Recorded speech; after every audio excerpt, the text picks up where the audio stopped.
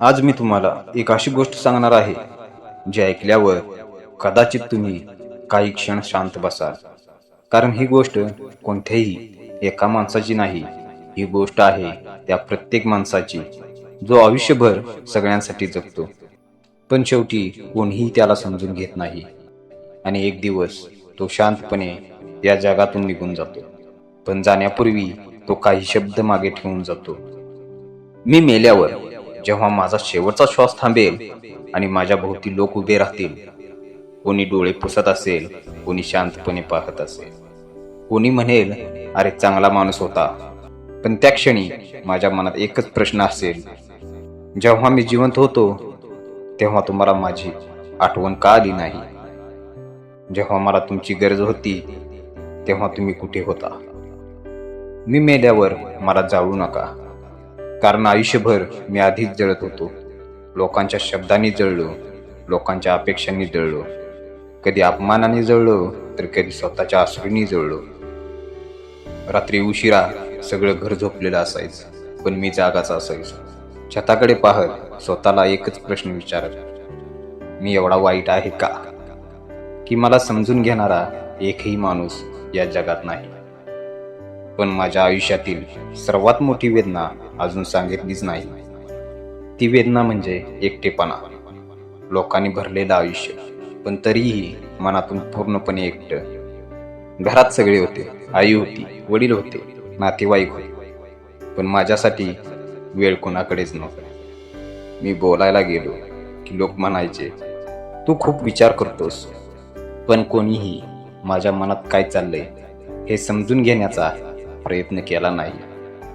जेव्हा माझा अंत होईल तेव्हा माझ्यासाठी रडू नका, कारण रडणं हे काम आयुष्यभर मीच केलं आहे.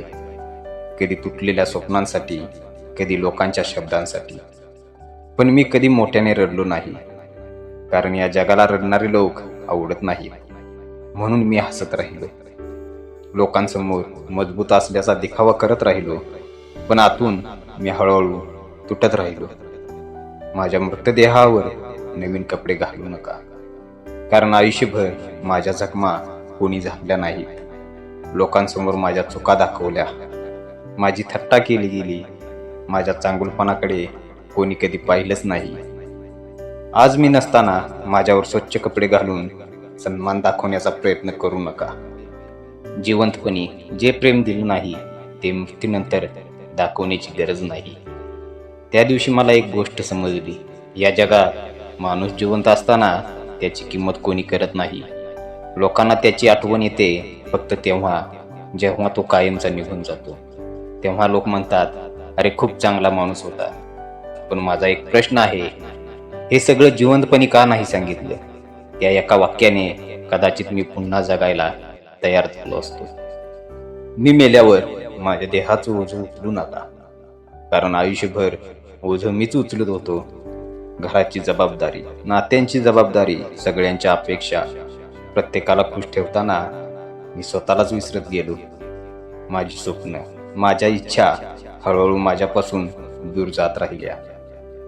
मी मेल्यावर माझ्या पायाशी येऊन नमस्कार करू नका, कारण आयुष्यभर माझ्या भावनांना किंमत मिळाली नाही. माझ्या मेहनतीला कोणी टाळी दिली नाही, माझ्या थकव्याला कोणी समजून घेतलं नाही.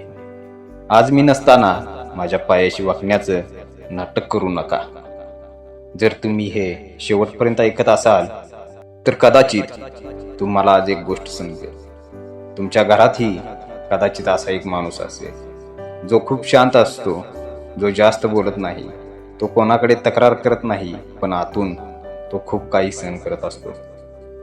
अशा माणसाला मोठ्या गोष्टीची गरज नसते, त्याला फक्त 2 शब्द हवे असतात, तू ठीक आहेस ना? कधी कधी एवढे विचारलं तरी माणूस पुन्हा जगायला तयार होतो. कारण काही लोक हसत हसत जगतात, पण आतून दररोज थोडं थोडं मरत असतात. म्हणून आजपासून एक गोष्ट लक्षात ठेवा, माणूस जिवंत असताना त्याची किंमत करा, त्याला वेळ द्या, त्याला समजून घ्या, त्याच्या मनात काय चाललं आहे हे जाणून घ्या. कारण प्रेम फक्त शब्दांनी नाही तर समजून घेण्याने सिद्ध होतं. आणि शेवटी मला फक्त एकच सांगायचं आहे, जर मी खरंच या जगातून निघून गेलो तर माझ्यासाठी मोठमोठे विधी करू नका, मोठमोठ्या श्रद्धांजली देऊ नका.